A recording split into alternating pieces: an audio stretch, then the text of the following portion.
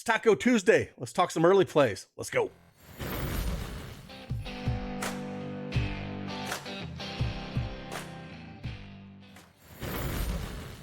Hey, good morning. Happy Tuesday morning here. It's Craig Bennett, aka Cash Keg, back with another NBA Prize Picks video. If you do not have an account, use that promo code DFS Army and get 100% instant deposit match up to $100. They got three plays for you. A little recap of yesterday's plays. We did get over Kelly Oubre Jr. over 9.5 points first half. He stays hot in the first half. PG-13, Paul George over 18.5 points, rebounds, and assists. Cleared that one. And then we missed the full game of going for Marcus Morris over 5.5 rebounds. He just got 5. I don't think he played that fourth quarter. If he did, he didn't sniff it too much. But hey, 2-1. We're still hitting around 66% on these free videos here. If you want more picks, either for myself or Diddy in our Patreon, you can get access to those. Diddy had a big day yesterday in all the sports. I ended up going 3-5 in the plays I had. Allen got hurt. And then Banton starting really hurt Scotty Barnes yesterday. Man, that dude had a monster game.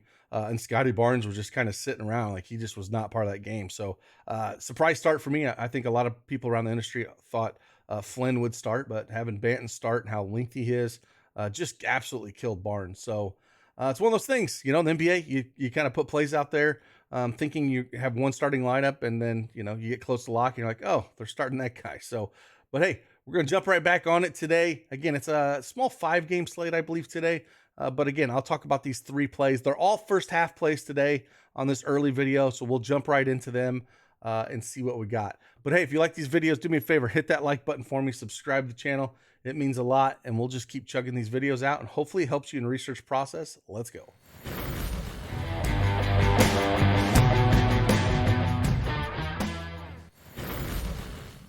All right, prizepicks.com is up here again. We are on NBA first half plays. We're not on full game. We're on first half plays.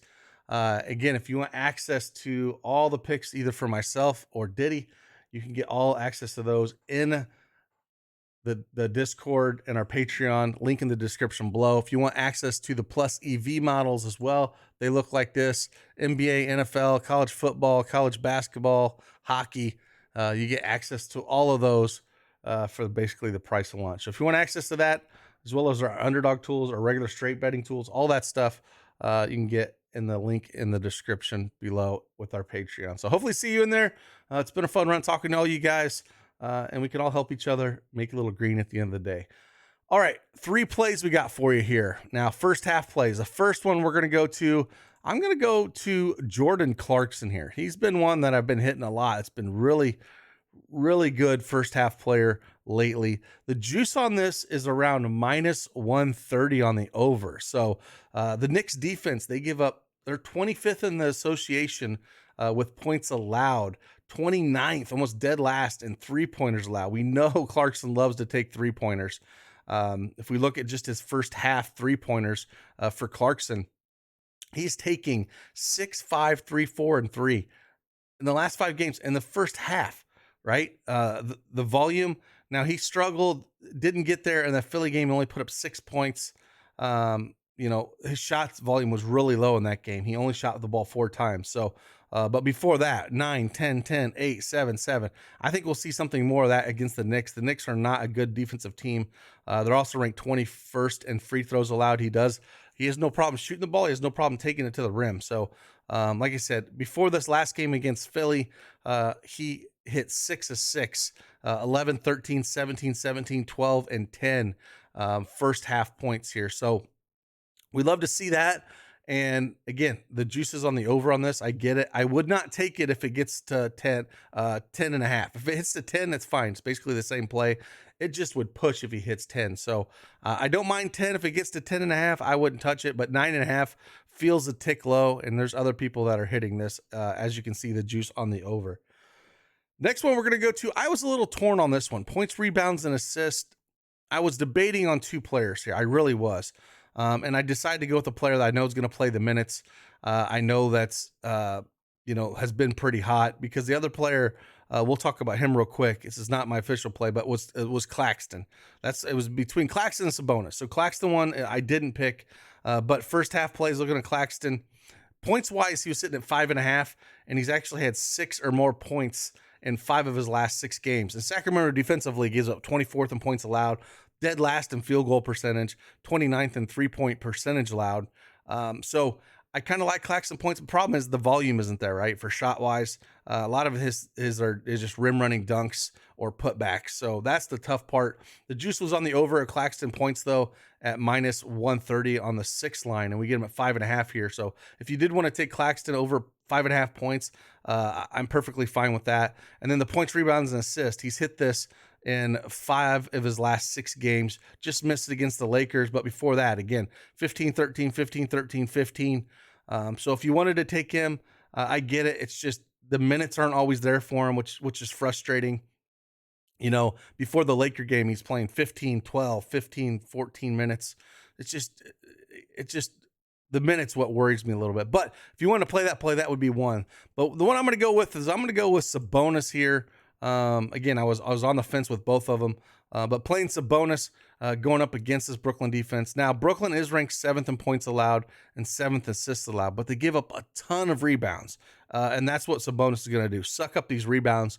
They're ranked 23rd in the association with rebounds allowed. Now, if we look what Sabonis has done over the last 5 games, he's cleared this in 4 of the last 5 and 5 of the last 6, 21, 22, 29, just 13 against Cleveland. Then 20, and then 27. So now they don't play at a fast pace. Brooklyn's a really slow team. They're ranked 25th in pace. They're 4th in defensive efficiency, but the rebound rate, they give up a ton of rebounds. And this is where he's going to get this mark, in my opinion. He could get double-digit rebounds here in the first half. Now, field goal attempts have been up for him as well. He's basically had 9 or more field goal attempts in 5 of those last 6 games. Points is where, no problem getting points. And I'm not worried about anyone on the Brooklyn side of slowing him down like Claxton or anything like that. He's just too skilled offensively down at the block. Looking at these 5 games, 15, 14, 9, 12, and 11. But I think he's going to get the rebounds here. We've seen it in 2 games.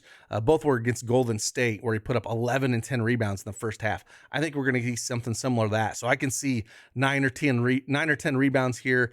And I can see him getting, maybe 10 to 14 points, something like that, which would clear this number.